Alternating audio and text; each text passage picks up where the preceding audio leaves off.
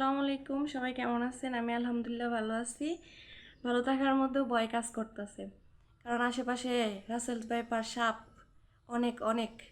আমাদের এই যে ভারতের পানি, মেঘালয়ের কি জানি মেঘালয়, আমরা এদিক থেকে তো কাছেই।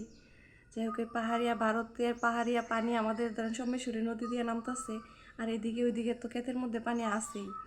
তো এই যে যারা মাছ টাছ মারতেছে ওরা তো ধরেন কারেন্ট জাল, এই পানির মধ্যে কারেন্ট জাল পাইতে রাখে না।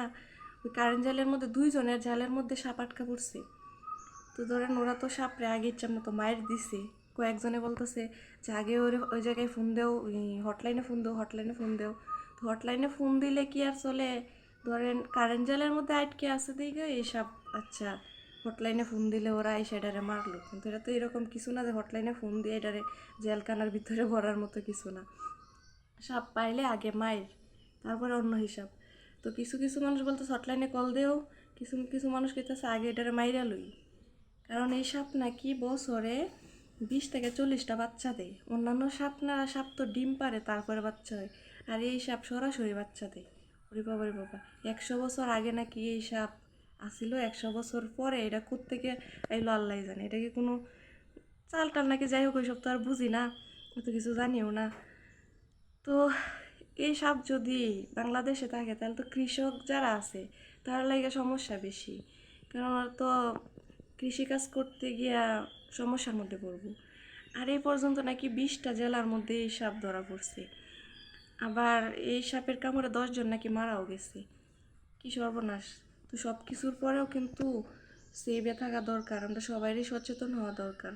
আর যদি এই সাপ কেউরে কামড় দেয়, কার কোন সময় কোন বিপদ আছে কেউ তো জানে না। যদি এই সাপ কামড় দেয় তাহলে কিন্তু যত তাড়াতাড়ি সম্ভব হাসপাতালে যাওয়া দরকার, যত তাড়াতাড়ি সম্ভব হাসপাতালে।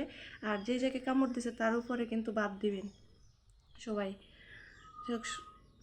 এই এই সাপ থেকে সবাই সাবধান থাকবেন। আর আগে সাপ পাইলে আগে মারবেন, তারপরে হচ্ছে অন্য হিসাব। আর ঘরের আশেপাশে যদি কোনো ঝোপঝাড় থাকে, কোনো লতা পাতা গাছ পাছ বেশি থাকে, তো ওইগুলা কাইটা পরিষ্কার করে রাখবেন। যেহেতু এরকম একটা এই যে রাসেলস ভাইপার আইসেই পড়ছে, তো সবাই সতর্ক থাকলে তো সমস্যা নাই, তাই না? তো আমরা সবাই সতর্ক থাকি। আর এই সাপ পাইলে আমরা আগে মারি, তারপরে এ করি। কারণ হটলাইনে কল দিলে ধরুন হটলাইন থেকে লোক আসতে আসতে সাপ এক জেলা থেকে আর এক জেলায় যাইব। তাই সাপ পাইলে আগে মারবেন, তারপরে অন্য কিছু, বুঝছেন? এই আর কি। তো আমরা সবাই সতর্ক থাকি, সবাই সচেতন হই। আর বাচ্চা কাচ্চারা একটু সাবধানে রাখি, পানিতে কম নামতে দেই। সবাই একটু সচেতন হই।